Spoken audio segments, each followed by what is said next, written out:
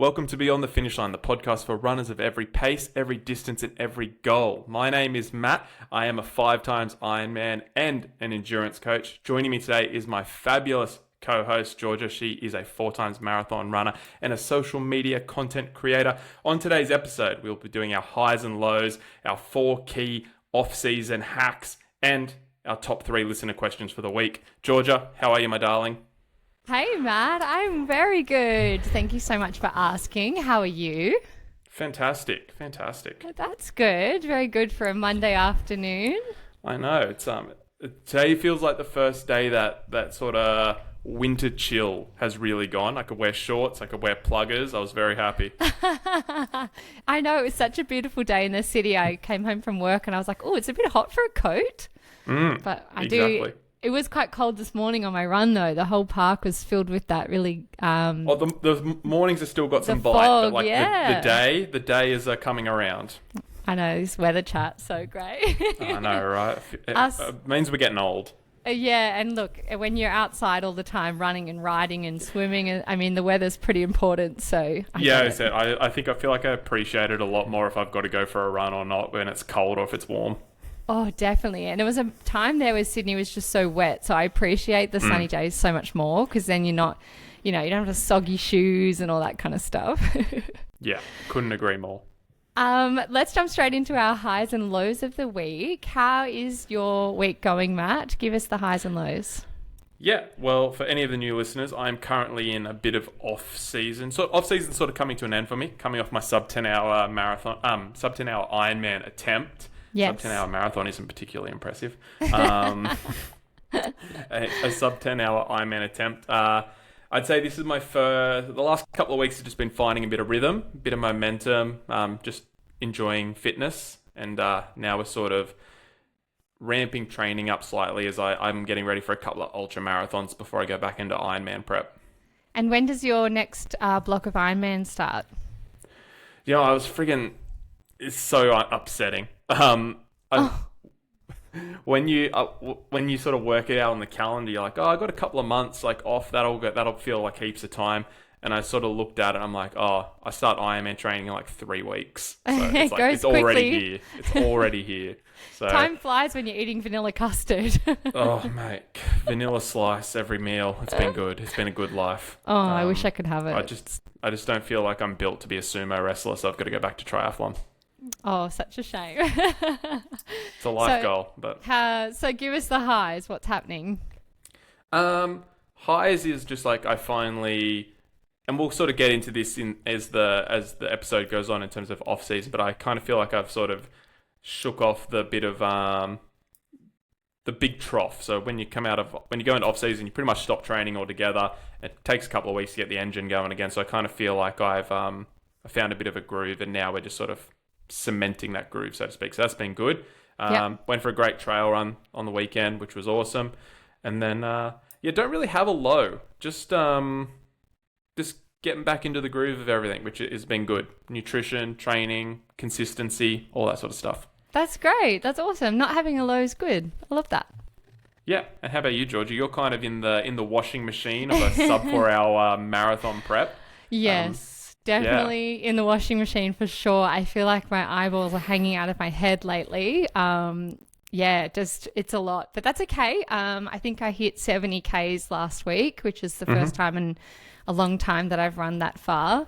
Highs and lows. Highs, I think on Sunday I ran a little bit later in the park, which meant I ran into quite a lot of people, lots of people kind of shouting out like, oh, go Georgia, lots of Georgia runs a marathon, all that kind of stuff. I'd be probably pressed for maybe 1 or 2 normally, but yeah, there was so many on Sunday, which was really nice. It's a nice little push that you need when you're on a long run.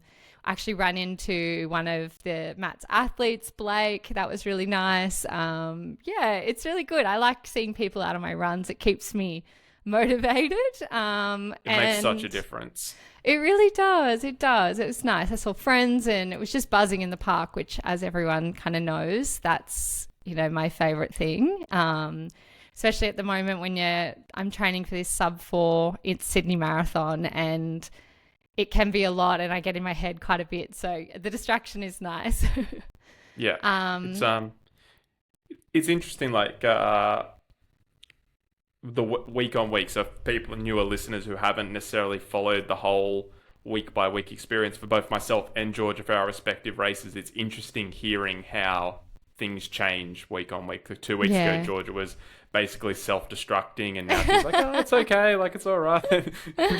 So it's just funny. I know. And on that podcast, that episode, I mentioned, that I was feeling a little bit anxious and all that stuff. And I had some beautiful responses from our listeners, which I really, I always appreciate that. And I'm so grateful.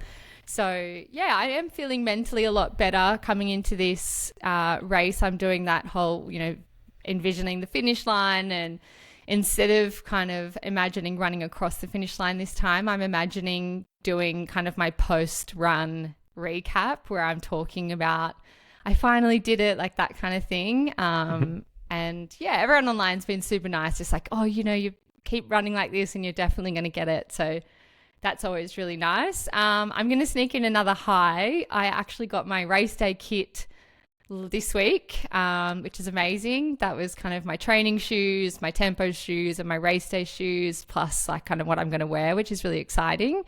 Yeah, so that's really good. In terms of lows, my long run was pretty tough on the weekend or yesterday. 33 Ks with two 10K blocks was bulky. My hips were quite sore towards the end, but I pushed through and got it done. And, kind of once it's done, you're like, oh, whatever. But yeah, testing the new race day shoes was interesting because my ankles, obviously race day shoes don't have as much stability. So my ankles were kind of crying at me a little bit towards the end. But anyway, not complaining. That's why we test them. You got to get used to it. That's why we test them. Got to get used to it. Got to strengthen the ankles back up. So I'll work on some of that tomorrow in the gym.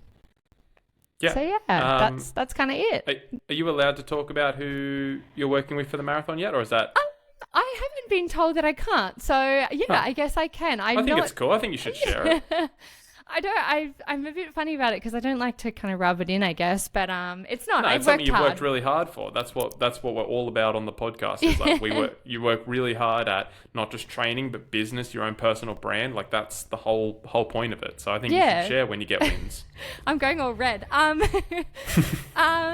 really exciting. I am actually kitted out by the team at ASICS Australia, which is absolutely amazing. And as I'm not sure if everyone knows, it's the TCS Sydney Marathon presented by ASICS, so they are the major sponsor. So to be kitted out by the major sponsor is absolutely amazing. I'm going to be doing, I think, 3 or 4 videos for them in the lead up to Sydney. And yeah, we'll be working together very closely, which is exciting. I was very excited to get that email. I've worked with ASICS for 3 years now, but to get, an official kind of email about the whole event and asking whether or not I wanted to run with them was really exciting.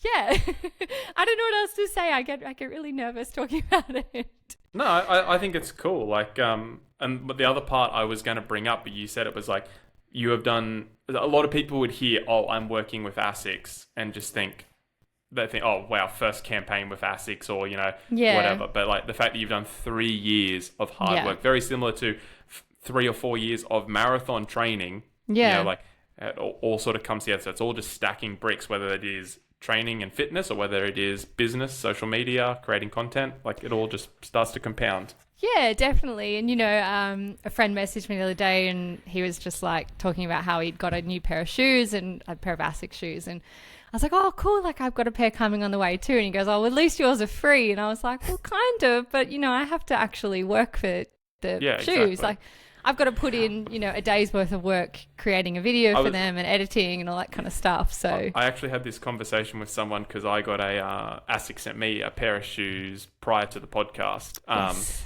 And someone said the exact same thing to me. I was like, well, when you actually work out how long it takes to plan the reel, film the reel, edit the reel, answer the comments, the DMs, it actually works out as like a really shit hourly rate.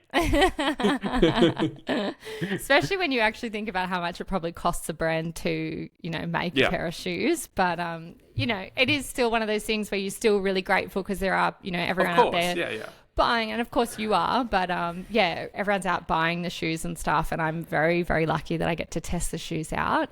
But yeah, it does come with a lot of stress and emails and getting back to people and editing, and if I'm going out for a morning run and I have to film, I'm out there half an hour, 45 minutes early prepping for it, getting the start of it, and then, posting as well, which is, it's fun. It's a lot more than people think it is, but I'm definitely not saying it's the hardest job on earth. Oh, it's no. yeah. If we're calling a spade, filming a reel's pretty comfortable work. Yeah. But it's not, people I think people definitely misinterpret free with, maybe not manual labor. Yeah, definitely.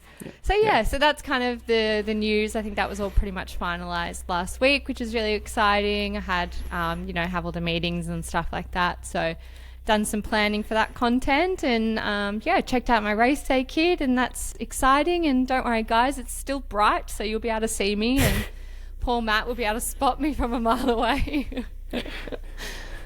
Oh gosh, it's going to be... As long as I can spot you, then won't be an issue. Nah, exactly. It'll be fine. But so that's kind of where I'm at the moment. But I guess I'm always 10 steps ahead of myself, and I'm already thinking about what's going to happen after the marathon. And I guess my thoughts have been a little bit like, what am I going to do in this kind of off season that's coming? Because I've been training all year, and it's nervous for anyone with a big race coming up. And we always talk about the post-marathon blues or the post-race blues. And I guess I just wanted to bring that to you today, Matt, because you're going through that at the moment with your post, Ironman, your sub 10 attempt. How are you dealing with that? Do you have any tips and hacks for everyone who has a race coming up and then they're coming into an off season? Yeah, it's been interesting because like I said, I've just gone through it, but this has probably been the best I've gone through it. And I think it's just like every time you do go through it, you learn a little bit more about what works for you. Yeah. And I've wanted to do a topic on the podcast about this sort of time, because I do think it catches a lot of people out. I think a lot of people aren't preparing for your off season is just as important as preparing for your race, because when you're sort of bringing everything together for this one day, it's a day that you might have worked 6, 8, 12 months for, maybe 2 years, whatever. And then all of a sudden the day's over. And then you're like, oh my God, I have no meaning, no purpose. I have nothing to work for. It can really, if you're not prepared for that mentally, it can really sort of knock you for 6. And that's where post-race blues and things come from, is because you just sort of feel lost. So I really think I've sort of nailed it with 4 key points. Okay. And then I'd be interested to hear what you say, George. Do you think I've missed something? Because I actually deliberately didn't want to tell you, so you didn't. So you can come at it raw, I think is the best way to look at it. Yeah, great. Because, as I said, you are in this at the moment. I've been through it before, but we both have completely different approaches to training. And so, I'm really looking forward to seeing what you say. But, I can probably get some tips from you as well coming into this post-Sydney Marathon. And as I said, this is what I've been thinking about a bit of. And so just trying to manage my expectations for what's to come. Mm-hmm. Yeah. So do you want to kick us off with the first tip? Yeah, I think the first one is having a goal. I think that's the most important. I think that is at the absolute peak. And that doesn't mean you have to have another race lined up. It could be, so like a great example for me was, I know when I'm in, we use the term washing machine here, when you're in like in the guts of prep. I don't have a lot of mental bandwidth left, so I can't put a lot of effort into growing the performance project, which is my coaching brand. Everything's pretty much on maintenance mode, keeping all of my current athletes happy, keeping everything just where it is. But as soon as Ironman prep's over, I have so much more time, mental bandwidth. I'm like, that's my time to grow the business. That's my time to focus. So for me, I set a lot of business goals to give me something to focus on before I start worrying about training. Some people can go race to race to race to race, and that's how they like to do it. Awesome. But I do think it's really important to have that goal sort of set 4, 6, 8 weeks out from your race. So you already know, and you can already start putting things in place that as soon as that race is over, you sort of hit the ground running with the next one. It's not like finish the race and I'm going to start sort of putting things together for this goal. It's like, no, the wheel's already in motion. Pre-planning for sure. 100%. Yeah, I think that's where I come a little bit unstuck, is like, I don't really know what's next. And so it's tough. For me, when you just were talking about business, that's, my mind just went here, so I'm just going to go with it. But I was just kind of thinking, like, my busiest time of the year is now. Like, coming into big races like my sub-4 attempt at Sydney Marathon, coming into City to Surf, they're big key races in Sydney, besides maybe Hoka Half that's in May. So a lot of brands start hitting you up pretty much now, right? So I'm putting in all of my ducks in a row for now up until Sydney Marathon, but then they drop off towards the end of the year and kind of pick back up again. So for me, I'm a little bit like, God, what do I do? Like, how am I going to, does that mean I need to start doing some outreach? So the planning side of things I think is a really good idea. I think I need to sit down and really plan maybe what I can do to either generate business or generate some content that is helpful for listeners and helpful for people online. So I like that. I might try and start implementing that now instead of doing it after the race. Yeah, and it's no different to me. Like, and for anyone, I guess it might be a little bit different for us being in the creator space. As we ramp up to events, naturally, people become more invested, brands become invested, race directors, all that sort of stuff just sort of happens. So there's a natural sort of ramp up. I always, and this is a business thing, wherever you have a lull in the calendar, that's where you need to focus your attention on making it not a lull, right? So it doesn't need to be a peak, but like it can't be a trough.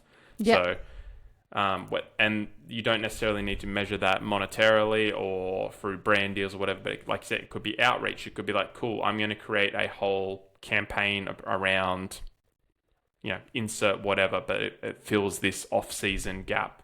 So it doesn't trough down, because it's that trough that brings everything down. It's like a black hole. Yeah, it is. And it applies to quite a lot of things in your life. 100%. If you've got this really big high, and I was always taught, even growing up, it's like if you put anything on a pedestal or anything really high, there's bound to be a low to meet that high. Equal and opposite reaction. Yeah, exactly. And so, there's going to be that low to then equal you back out again. And so I'm always very wary of the low that's to come. Last year post Sydney Marathon, I had this huge ramp up. I was just starting out with my own personal branding and stuff. I was getting a couple of brand deals, big high. On the day, didn't get my goal, huge low. And that's where that crash is. And so planning a little bit more to kind of maintain that high so it's not so high, but then also preparing for a bit of that low is also really good. I think there's plenty of ways you can do that, but I think it's different for everyone. Yeah, that one's it's super personal based on like what your life circumstances. But another one for me, just for context, is like I spend a lot more time with Sam. So when I'm in prep, like I'm on a sleep schedule. I don't go out for date night. I don't do anything. I'm just very like in my own routine, and Sam just sort of has to cop that, and she understands that. But now we're out of routine. We'll go out a couple of nights a week. If we want to stay up late and watch a movie, we'll do that. Sleep in on the weekend, whatever. Like all of that is stuff that we do now. But when we go back to Ironman prep, obviously that changes. So there's all sorts of different things that you can do in terms of goal setting, but it doesn't just have to be an event. Yeah. And as I said, I think I mentioned in last week's episode, or maybe the week before, another good one is like just planning something with your friends, like whether that be going to a park run. It might not even be revolved around running, but if you want to do some running. Go get a coffee with your friends, spend some time with your friends. Yeah. Find a new run club. For me, coming off the back of Sydney, we'll be going back to our run club.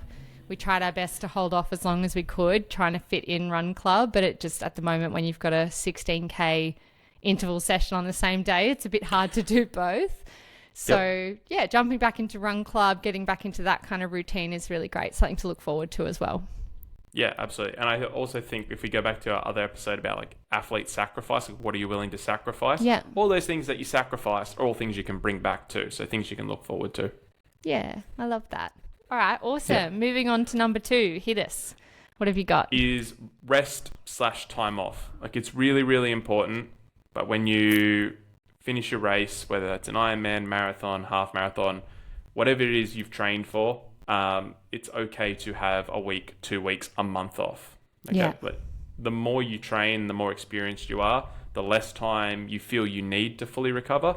Example, I probably had 7 days off after the Ironman, and I was just sort of back to fitness for fun. I know some guys who race the same race as me, they still haven't even looked at their bike. So the more experienced you are, the less time you can have off. But it is really, really important to be okay having a week, 2 weeks, a month off, whatever you need to sort of get back to normal. Yeah, I agree, and I'm pre-planning for that time off. I was literally only saying it today. I really am planning to have a solid break from running marathons. I think it's been a lot on my body. My hips are really sore. Everything's really sore. So I might even just look at maybe focusing on half marathons or improving that time now for a little bit and just giving my body a rest from such big events, because I don't know how I got to this point, but I'm now running marathons all the time. So definitely cutting back on that for a solid, 6 months to a year, and trying to focus on a few other things for a little bit just to give my body a rest. Because even just having, I think I had between Sydney and the last one was probably like 6 months off, and it wasn't quite enough. So as we spoke about last week in our Q&A, doing 1 a year is a lot, and doing 2 a year is a lot. So I'm going to pre-plan for some time off as well, and spend time with my family and just have a Sunday sleep in. I can't wait for that. Yeah. It's, you don't realize how chaotic marathon or Ironman or just prep life is until you stop it. And you're like, oh my God, like waking up, I'd be already 3 hours into a long ride. And you're like, Jesus. Yeah, it honestly is. And I was talking to a friend, and she was saying, she has a little one, and she's saying, I thought about doing a marathon, but I just don't know if I can fit it in. And I said, look, I'm going to be honest with you. It's a lot. And I said, I don't know how people do it with little ones. It takes up a lot of your life. It's a big commitment. It is, I think I saw someone online saying it's like having a pet. Like, you've really got to plan time for it. You need to wake up early. You're doing all these different things. And so that's why I kind of said to her, I was like, I'm not going to put you off doing it. I was like, but I'm going to be honest and give you all the facts. It is a lot. It's a lot of time. It's 3 hours on a Sunday that you're giving up, that, you could be spending with your little one or your family or stuff like that. So it's stuff to consider. Yeah, absolutely. The third point is it's okay to lose some fitness, because it will all come back. I think it's really important, and it really upsets a lot of people when they have that time off, whether it's the 2 weeks, 4 weeks, 3 months, whatever it is. They come back to training and they're like, oh my God, I can't even run 5K without getting tired, when 3 weeks ago I ran a marathon. Yeah.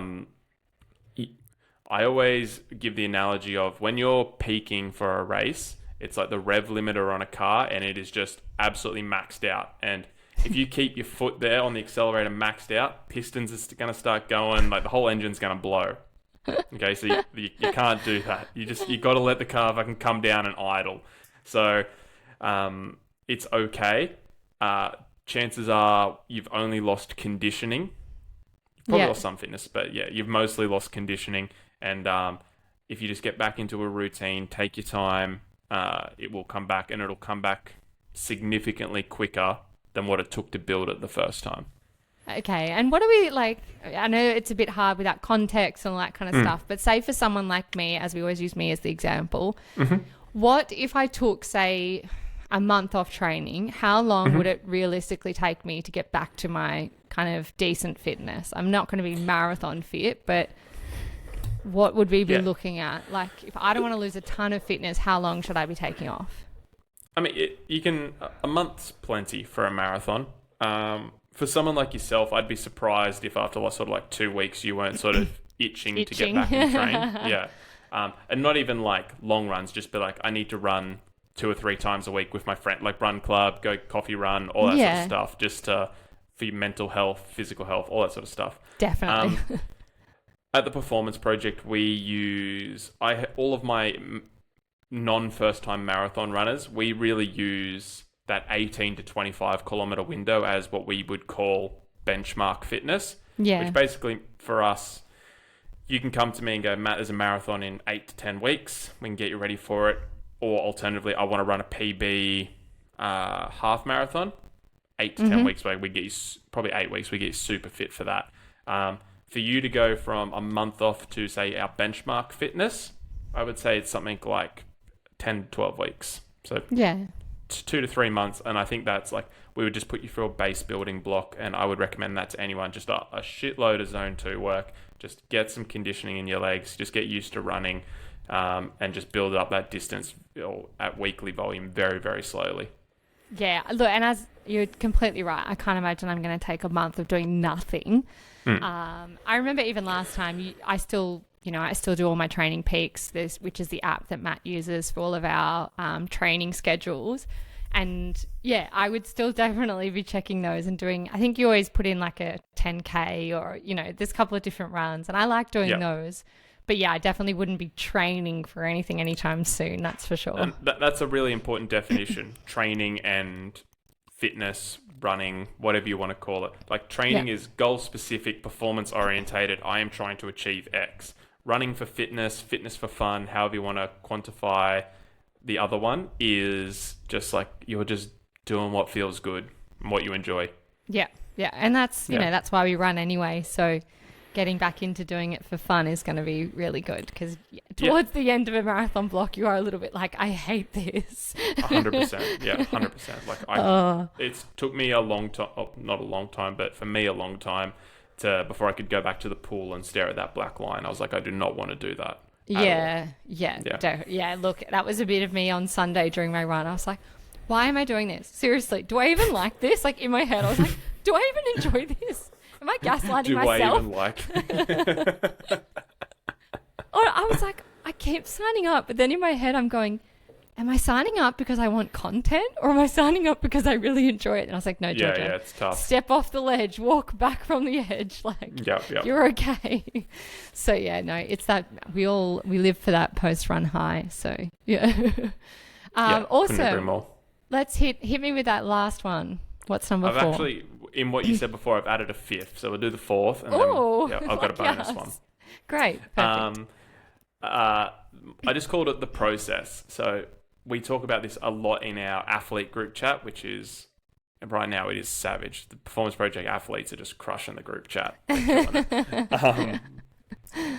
Falling in love with the process. So again, whether that is your weekly run club, whether that is your 10K on a Sunday, whether it's you like to go to park run, maybe there's like a local run club that does like a speed session once a week, whatever it is, it's just finding enjoyment in the 2, 3, 4 times a week of training based on, like I said, what makes you happy, and then building on that.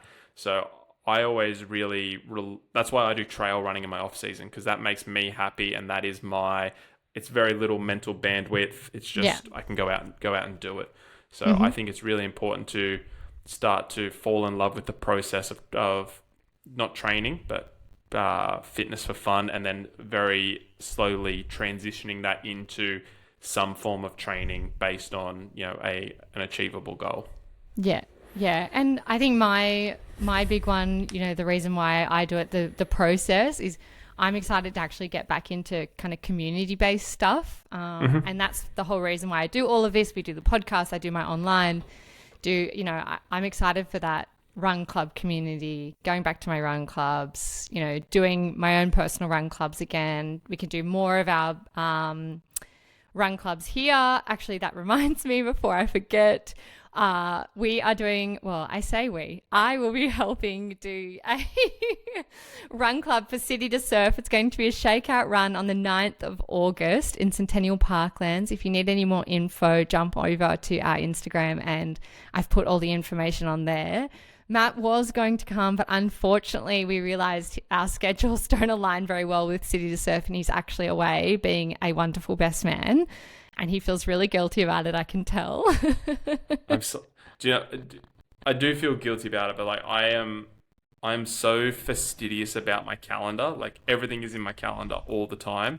And the fact I didn't notice this, just like, it annoys me so much. Like I can't even comprehend how annoyed I am that I didn't see it. He's been reeling all day about it. So I had to put up a new post because Now Matt can't come, so it's just going to be me, but that's okay. I'm going to bring the energy. Georgia out of there ready and waiting. She got that, when I messaged her, she had that posed up in about a minute. She was just like, oh, yes, now's my time. Oh, yes. So, look, I'm just going to, one last time, the 9th of August, it's at, I think it's 2:30 p.m. from memory in Centennial Parklands, easy 5K. We can chat about the event and kind of work out the logistics for the next day for anyone that has any last minute questions. And then hopefully Matt and I will do one together just before the marathon as well. Yeah, I am available for, I even went through my calendar outside of my 2 ultra marathons, or only one ultra marathon is before the marathon, so it will be sweet. We've had Matt questioning all of his calendar now. He's like, oh God, what have I missed? It just bothers me so much when I'm unorganized, more than people will ever understand. Anyway, jumping back into what we were just chatting about, just with the process stuff, it can be really easy to forget why we're doing it and enjoying the process of a marathon block. And a lot of the time when I'm jumping into a marathon block, I'm so excited because I'm like, oh, I can't wait for the routine and the waking up and having something to look forward to and goals and all that kind of stuff. So falling back in love with that is definitely really important too. Yeah, if you don't enjoy the process, no matter how good the marathon, the Ironman, the event feels, I don't think it outweighs it. Like if you had 6 months of misery, like every day you're like, fuck running, fuck, I don't want to get up early, I don't want to go to sleep early, don't want to carb, like track my macros, all that sort of stuff. And then you finish the marathon, you're going to feel good, but then you're going to be like, I never want to do that again. But if you love the process, that's where everyone comes unstuck, because I think the people, you're so right. The people that don't enjoy the process are definitely the ones that don't come back, because it's the process that keeps you coming back for more. And it takes time to learn the process. You will go through your first prep and you're probably not even going to be aware of what happened. Like when you look back, you're going to be like, I ran a lot. That's about it. It's your second, third, fourth where you really start to understand, okay, this worked, this didn't. I really enjoyed this last time. And you can start to systemize your process and really sort of make it for what works for you.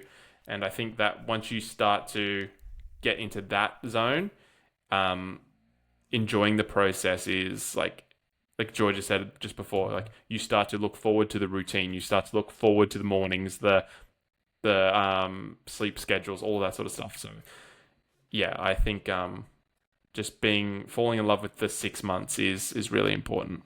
Yeah, because it is it's a big commitment to not enjoy that part of it. It's not worth it. Like if we call it's just not worth it. Yeah, and you will have you'll have off weeks and really good weeks. Like, there's always that rule of thirds where you have 1/3 of your training will be really good, and then a third will be a little bit average, and then a third will be really crap. That's to be expected. I think when you understand that that's how it works and that it's not always going to be sunshine, but then it also, in the same breath, it's not always going to be really tough. You're going to have really great weeks like I've had in the past and you've had, Matt. So I think as best you can, just setting yourself up to understand kind of what's happening, what the process is, how it all works. And yeah, with time, you'll get used to it. Yeah, couldn't agree more. And the last point was, we sort of touched on it a couple of times, but I just thought the way you worded it was really good, and it deserved its own point after that, was reassessing your goals. Oh, yeah. So I think a lot of people think, I'm going to run a marathon, like say I'm going to run Sydney Marathon, and they're already eyeing off the next marathon before asking if I want to run another marathon. Yeah. They just think that's the next thing. Like, it would be, if people didn't listen to you talk just before, they'd be like, and they came up and saw you at Centennial Park, they're like, cool, what's the next marathon? They wouldn't even think to go, what are you working on next? Where you're like, no, I actually really want to work on some half marathons, get faster, like maybe some 10Ks. Like, I think it's really important to take that time to understand what is next and why you want to do it. Yeah. And just not getting stuck in the not the washing machine, but, like getting stuck in that cycle of just being like marathon, got to do the next one, got to do the next one. 2 half marathons, marathon, 2 half marathons, marathon. Yeah, like you really just have to, I guess, just sit back and go, okay, do I want to do another marathon? Is that, fair enough if you've got a ticket to London or you've got a ticket to, an incredible race that you want to do. I get that. I do. I totally do. But if there's nothing on the horizon, definitely going, okay, is my body going to be okay if I do another one soon? Probably not. Okay, I might give it a rest. Let's work on some really fun, fast, different kinds of training, because like a half marathon prep is totally different to a marathon prep. So that's also another thing to look forward to as well. And even the goal within the goal, like you can go marathon to marathon to marathon. Like some people's bodies are built for that. Like I could do that. I think I ran, in ultra prep, I'll run like 3 or 4 marathons back to back weekends. Yeah. And like I know my body can handle that, no problem. But is it realistic for me to go, I'm going to run a sub 4 hour marathon all 4 weeks? Like, no, not. So like if you want to go to another marathon, sweet, just don't make it a performance goal. Like there's all different ways you can reevaluate your goal setting. Yeah. I've been meaning to ask you this, Matt. Have you run a sub 4 or was this last Ironman your best time? I've never run an official road race marathon. I've only ever done them in training. Okay. But as an official one during an Ironman, the last one was your best? Correct. Uh-huh. Okay. But my Strava is a bit quicker than yours, so. What's the Strava? What's your Strava? I think it's like 3:47 or something. Oh, okay. So your Strava's like solidly quicker. Oh, yeah. Yeah, because my Strava's like 3:58, I think. But, can't trust the Strava. Yeah. Oh, dear. I think, my best one in training's like 3:40 high, whatever it was, 3:47, 3:48, something like that. Okay. It crossed my mind the other day. I've been meaning to ask you and I keep forgetting because I was like, this is going to push me on even more. No, next year, I've already said, I've sort of set a goal for Ironman WA where obviously sub 10 is the main goal, but it's also the first qualifying race for the World Championship. If I do not qualify for the World Championship next year, I'm going rogue, and that will include a road race marathon. Oh, maybe so whether that's Gold Coast, Sydney, or Melbourne, I don't know. We can race each other. Oh, I'd have to. I don't want to do that because you're going to smash me. I think I'd try and go like 3:15 or something, maybe something like that. Oh, shit. Okay, cool. All right, just wanted to know. Sorry to get off on a tangent there. No, that's what we do. It's a podcast. No. Cool. Well, I don't actually think there's any more that I would put into that with the off-season stuff. I think you've really answered all of the different questions I had, as well as I'm sure what other people have. But, if you guys have any other questions, you're always welcome to hit us up. Yeah. Yep. Hit us up on Instagram and we will, if we missed anything, we will do it in next week's episode. Yeah, we always, if you Instagram us, we usually try and save them for the end of our podcast. But yeah, speaking of, I think we've pretty much gone through everything with the off-season stuff, but let's jump into some awesome listener questions.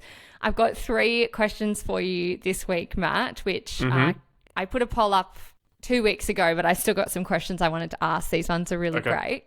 So I'm going to kick things off with one from Lani. It says, tips for dealing with no upcoming events, i.e. the marathon is done and the blues have set in. So we've actually answered this, but I guess let's just quickly go over the last 5 points that you've just said, if you want to just recap those really quickly. Yep. So the most important one, Georgia and I both agree, is goal setting. Like if you've got something to look forward to post-race, the blues should not set in. Next is taking rest, time off, give your body that 2, 4, 6 weeks, 8 weeks, whatever you feel like you need before getting back to training. Be okay, losing some fitness. It's natural, it's normal. You are going to dip down and then it'll come back. So that's fine. Number 4, falling in love with the process again, and that process can be as basic or as complicated as you like. And number 5, taking the time to reassess your future goals. Perfect. Well, Lani's also actually asked what our tips are if you're doing back-to-back marathons. So from Gold Coast to Sydney, which is something that I've done before, as you guys know. And if you don't know, last year I ran Gold Coast Marathon And then I jumped straight into a training block for Sydney. And so I guess Lani's just asking, what are some tips for doing the 2 races? My first thing would just be, I guess, take care of yourself, because I've been there and it's rough. So plan ahead for what your recovery is going to be, because the recovery for me was the hardest post-marathon at Sydney. Do you have any tips for Lani for, what she can do between now and the marathon if she's just coming off the back of Gold Coast? So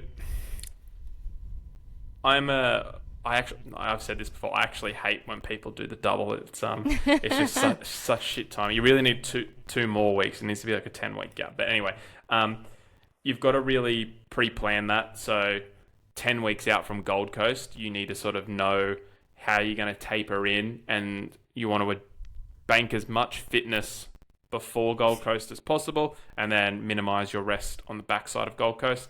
All of my guys would have 1 week off post Gold Coast, started training again. The next part is the ramp up. So we just spoke about losing fitness. You've peaked for a Gold Coast. You're naturally going to come down. Something like 20 to 25 kilometers is going to feel very, very difficult for only a week, and then you'll be able to pick it back up. So Don't let that first week scare you. And then really just moderating volume correctly. So don't think, I'm a marathon runner, I'm just going to run 36 Ks every week for 8 weeks or 6 weeks or whatever it is. Just bring it back up the exact same way you did for Gold Coast. And then post-race, post-Sydney, just sleep, eat, put your feet up, get a massage. Yes, book in a massage. That's the best thing you'll do. Okay, perfect. Okay, our next question is from Maddie, different Maddie to last week. If you could run a race anywhere in the world, where would it be? Matt, you want to start? Georgia. No, you can. Go. My dream race at the moment would be New York Marathon. My mindset's not in Boston. So as much as Boston would be a dream, I'm like, I'm not going to get a Boston qualifier. So my actual dream race is New York. I think doing New York Marathon would be just so incredibly special. Yeah. So I actually answered this when I did my solo episode, and I said the Kona Ironman, obviously, which is the world champs. Yeah. Kona, Hawaii. But just to change it up a little bit, because the Tour de France is on, I'd love to spend like a month riding through and do the Tour de France course, and just like not have to race it, but just like spend the time to actually ride all the courses and all the stages, and just stop where I wanted to and things like that. So I think that'd be a really cool way to spend a month just cruising around. But actually, I have a third one, because Dave and I, we were trail running the other day, and we had literally just said it. We're like UTMB, which is ultra trail running in Mont Blanc. That looks special. So we were trying to work out, is there a way to qualify for it, go over, recover, and then, because Dave's a triathlete as well, and then ride the Tour de France. But I was like, I think we'd be too beat up post Mont Blanc, and you couldn't do it before because you'd be too buckled to race. So is UTMB 100 miles? It's definitely 100 mile. I don't know if they do 100K as well, but they definitely have the 100 mile. Yeah, and it's just crazy elevation. It's wild. Yeah. But that's those three would be Mont Blanc, Kona, and to ride the Tour de France would be my 3 bucket list items. Yeah, look, I think mine, as I said, just New York, of course, New York Marathon. Amazing. Yeah, that'd be special. Yeah. I mean, there's so many, isn't there? Like, look, any of the whatever world day you marathons. wake me up, I would. I could be a different one. Like Tokyo Marathon looks unreal. It's meant to be amazing. I think I've heard that even the crowd is just so beautiful and polite. And I have no interest in going to Japan. My parents literally just went to Japan. They're like, it was so good. I'm like, you know what? If you asked me to list my top 40 countries to go visit, Japan wouldn't be on there. Just for whatever reason, just doesn't interest me. But Tokyo Marathon, I'd be like, yeah, absolutely, let's go tomorrow. Work that out. I'm hopefully going to Japan in December, so I'll let you know how just it is. Missing out on my birthday? No worries. It's fine. Unless your birthday's Christmas Day, we're fine. Yeah, it is. No, it's not. Don't be silly. It could be. It could be. It really could be. I got no idea when Matt's birthday is. Okay, well, look, there's plenty of different races we would want to do, but let us know, guys, in the comments or in our DMs what you'd want to do, because I want to hear what everyone's goals are, or like dream races. Maybe there's one there that we would want to do, Matt. Maybe we could do a light. What if we did a Zone 2 podcast where we had like a backpack podcast studio and we just jogged a marathon and yarned the whole time? Do you know how many people like say a 5 that to hour us? episode. Yeah, everyone's like, you guys should do a live podcast while running. And I'm like, it would just be me heavily breathing. Stop it. Matt, what'd you say? Stop it. We don't need to hear that. It would have to be like it'd be zone 1 to not hear me breathing, I swear. Oh my gosh. It's all right. Okay, we have last question here from, I think it's Rachel. Sorry, everyone's usernames are so different. It's very hard to pinpoint exactly what their name is. So Rachel has asked, hydration timing for races. I often worry that I need to go to the bathroom, so consume minimal prior to races. Oh, I feel this one. Well, hit us with it, Georgia. Well, you get to the start line and then you're like, do I need to wee or is it nerves? It's very hard to tell. Sometimes you're like, no, I think it's a wee. And other times you're like, just deal with it. It depends on how close to the start line you are. But I have kind of worked it out now over quite a few different races that I need to have all of my liquids before I leave home. And then when I get to the course start line area, that's when I go to the bathroom. And then I should be okay. I don't need to do like a quick pre-race wee or anything like that, because that's too stressful, waiting in lines and all that kind of stuff. Matt, can you give us a proper coach's response to when we should be having our hydration pre-race? So for me, for Ironman, like I'm literally have a bottle of carbohydrates drinking right up until the time I start. And chances are if you need to use the bathroom, you're just not having enough salt. So for context, I drink about 9 to 10 litres of fluid throughout the Ironman, plus 2 litres before. Don't go to the bathroom once that whole day. That's so weird. Because of my sweat and salt rate. Yeah. So if you feel like you need to go to the bathroom a lot, not just before the race, but even during the race, increase your sodium intake. Okay, and how can people do that? Just give us a couple of tips on increasing the sodium, either during the race, pre-race, that kind of thing. Yeah, so you can just buy salt tablets, sodium tablets. You can literally just go to the chemist and buy them. They're like $6 for a pack of 200 or something. Don't spend your money on the ones from Aid Station, from the ones from Aid Station or any of those other brands that charge, whatever. It's just salt. So just go to the chemist, ask for home brand salt tablets, and you're right as rain. Alternatively, there are some electrolyte mixes that do have a higher salt content. You're probably looking for somewhere between 700 to 15. So 700's the lower range. 1,000's pretty normal per litre. So 1,000 milligrams of sodium per litre of fluid.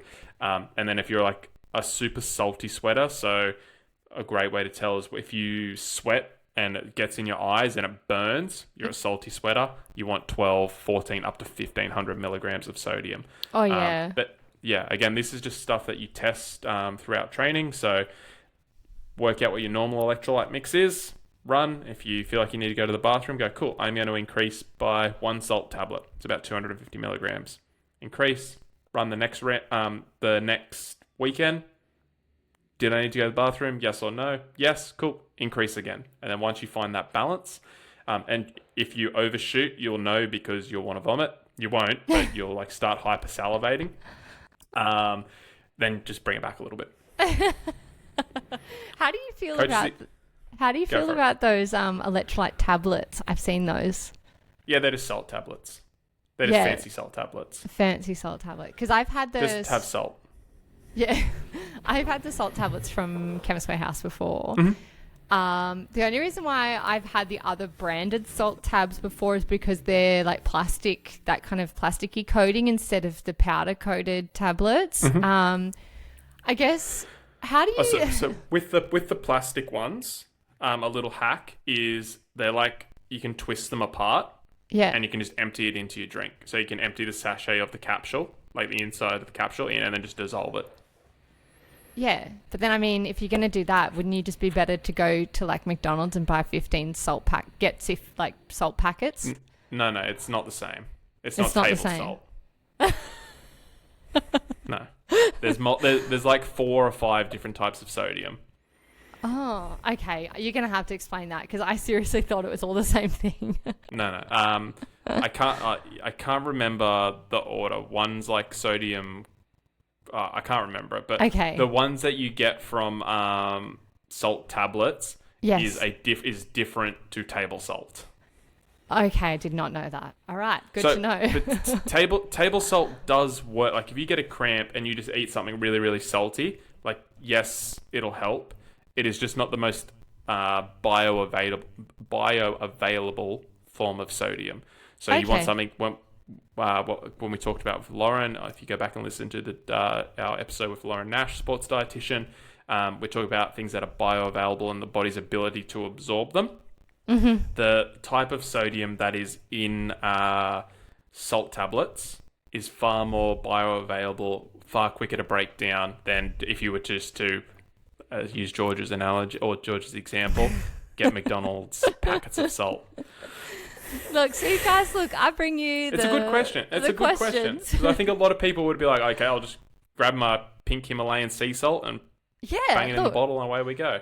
I guarantee. And that will work. It is just not the best option. Yeah, if I'm thinking it, other people are thinking it. I'm For sure, the most, 100%. Regular. I will think the things. So, but like, okay, so just going back to the salt tablets, when you're during a marathon and you're just whipping out a salt tablet out of your little satty bag, in your little belt or whatever, your pocket, whatever. Are you just like grabbing a water while on the run, having a salt tablet, or I guess if you've packed water, you're just having a salt tablet? Water or electrolyte, When you start to feel a cramp, or like just every hour? What's the deal? Yeah, again, depends on your sodium needs. Yeah. Like once you sort of work that out. So let's just say for me, I take a salt tablet at every aid station, and an aid station's about every 20 minutes. You take a salt tablet, just one? Yeah. Okay. Yep, just one. Yeah.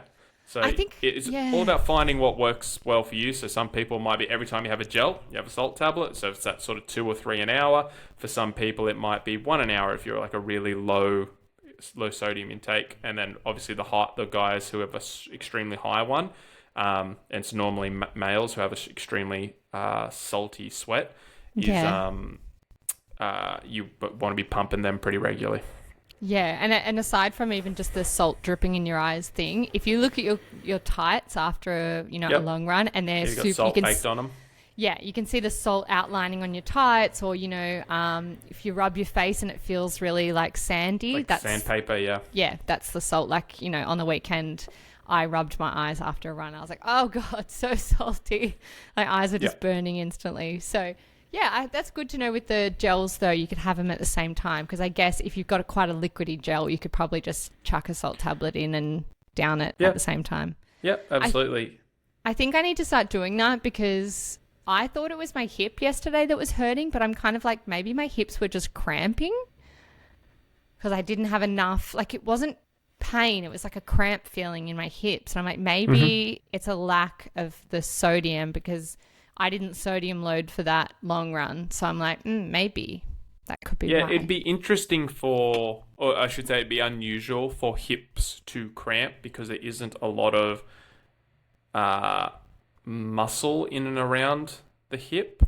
Normally it would be like glute. It'd be the big muscles surrounding the hip, glute, quads, hamstrings, probably. Lower back. It might sort of, pain might sort of radiate up into the hip. I would say it'd be quite unusual for like a smaller muscle to cramp unless it was like the hip flexor, maybe. But then that's sort of quad. So, but I'd say mine's a combination of all of them. Yeah, that's a combination because my hip flexor's a bit shit at the moment, and I mean my hips are a bit shit. Everything's a bit shit. Yeah, well you're in prep, mate. Everything's a bit fucking shit. I'll see the physio tomorrow, but I might try. It'd be that a good this question to weekend. ask the physio. Just be like, because if you've had a weekend of cramping, they will be able to feel the inconsistency in tissue. So my physio, for example, when I go and in Ironman prep, I go every single week on a Tuesday, and he'll poke my calves and be like, rough weekend. Like, he just knows. So Yeah, if you've seen your do. physio for a bit, they will be able to tell if you've been cramping or not. Yeah, I'll ask him tomorrow because he's like, yep, the bursitis has gone down, the swelling's not as good, and then he'll kind of move his hands down my leg and he's like, how about here? And I'm like, ah! Yeah. I thought it was so funny. Like, oh, anyway, I might Whenever I film see Jared, he's like, how's the body feel? I'm like, mate, I actually feel really good. And he's like, okay. And then he'll just take one finger and poke me. I was like, oh, I was lying. straight into the hip flexor, and I'm like, Yeah. my leg is dead, like it's numb. 100%. I was like, how do you fucking do that? I know, it's wild what they can do. I mean, so worth it though. But I think, look, I'm in the washing machine. I need so many things right now. Yeah. Well, there's only a few weeks left. There's only, 4 weeks? How many weeks is left till Sydney? It's 6 42 Sundays. days. Yeah. So that means there's only 5. 3 weeks left of hard training. Yeah, I think I saw in the thing, it was a 30k aerobic this weekend. 30 something K. It won't be just 30. Oh, let's have a I think it'll be look. 33 or 35. Classic me, guys. I just haven't even looked at this week's plan. I don't know why. Anyway, that's fine. Oh, yeah, no, it was not 30. It's 35. Almost like I know what I'm talking about. Almost like you programmed it, Matt. Okay, amazing. Well, I think that pretty much wraps up our episode. We've had all of our wonderful questions from you guys. Make sure you're asking us lots of questions. We love it. We love putting them at the end of the episode. It also gives us ideas for topics. If we get really good questions, we'll give you a whole episode to your question. We will. We're always up for topic ideas because Matt and I can talk about anything. So if you want us to talk about something in particular, please ask us. There's been plenty of times that people have asked us and we've made a whole episode out of it. So don't be afraid. We're nice people. Okay, amazing. Most of the time. Okay, amazing. Make sure you jump over to Instagram and follow us, guys, at beyondthefinishline_pod. Jump over to wherever you listen to your podcast, whether that is on Apple or on Spotify, and follow us, download, do all the things, and then also jump over to YouTube and you can watch this if you're listening, you're obviously listening to it, but you can also watch this on YouTube, so jump over there as well. Thank you so much for listening, and we look forward to talking to you again next week. Hooroo. See ya, bye.